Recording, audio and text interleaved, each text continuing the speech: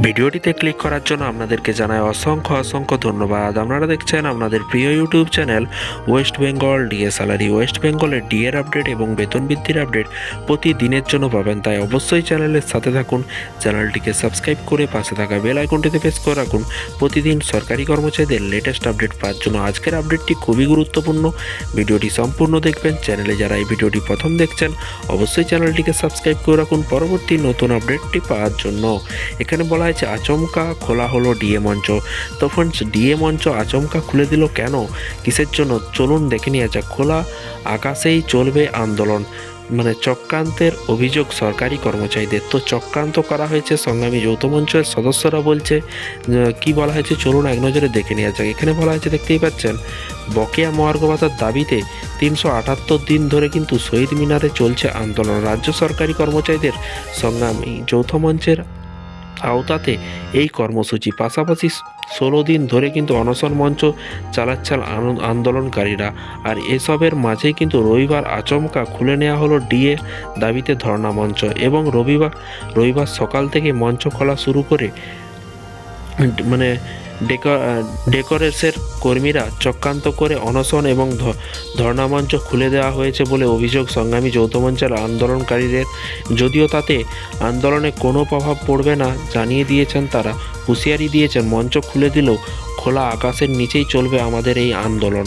এবং এখানে বলা হয়েছে কেন্দ্রের বিরুদ্ধে আর্থিক বঞ্চনার অভিযোগ তুলে ধর্নায় বসেছিলেন রাজ্যের মুখ্যমন্ত্রী মমতা বন্দ্যোপাধ্যায়। আর মুখ্যমন্ত্রীর সভাস্থলের অদূরে অনশন করছিলেন রাজ্যের সরকারি কর্মচারীদের একাংশ।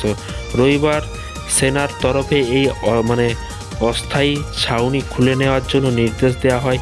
এরপরই ঘটনাটিতে রাজ্য সরকারকে নিশানা করেছেন ডিএ আন্দোলনকারীরা। জানা গিয়েছে, শনিবার বিকেলে সেনার তরফে এক প্রতিনিধি দল এসে আন্দোলনকারীদের সঙ্গে কথা বলেন। সেই সময় তাদের ধর্ণা অবস্থান তুলে নিতে বলা হয়।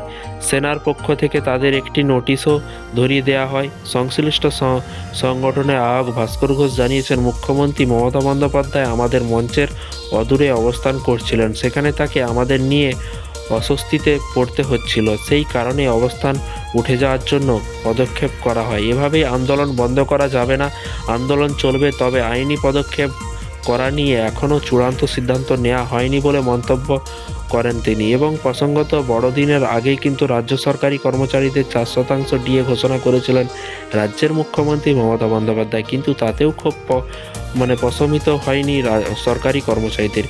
এই 4% অতিরিক্ত ডিএ কার্যত ভিক্ষে দেওয়ার মতো বলে মন্তব্য করতে শোনা যায় তাদের। এবং অন্যদিকে একাধিকবার সুপ্রিম কোর্টে ডিএ মামলার তারিখ পিছিয়েছে। এবং আরও বলা হয়েছে, দেখুন, আগামীকাল 5ই ফেব্রুয়ারি শীর্ষ আদালতে মামলাটি উঠেছে, পরে কিন্তু ওই দিন শুনানি হবে কি না তা নিয়ে কিন্তু এখনও প্রশ্ন রয়েছে। তো ফ্রেন্ডস, বিষয়টি বুঝতে পারলেন, ভাস্করবাবু তার বক্তব্য দিলেন এবং ধর্ণা মঞ্চ কেন খোলা হলো এবং পরবর্তী পদক্ষেপ কী আছে, সব কিছু এই চ্যানেল থেকে জানতে পারবেন। সংগ্রামী যৌথ মঞ্চের লেটেস্ট আপডেট পাওয়ার জন্য চ্যানেলটিকে সাবস্ক্রাইব করে রাখুন। আজকে ছিল এই একটু ছোট্ট আপডেট। এই ধরনের আপডেট পাওয়ার জন্য অবশ্যই চ্যানেলটিকে সাবস্ক্রাইব করে পাশে থাকা বেল আইকনটিতে প্রেস করে রাখতে ভুলবেন না। ভালো থাকবেন, সুস্থ থাকবেন এবং নিজের খেয়াল রাখবেন। Thank you.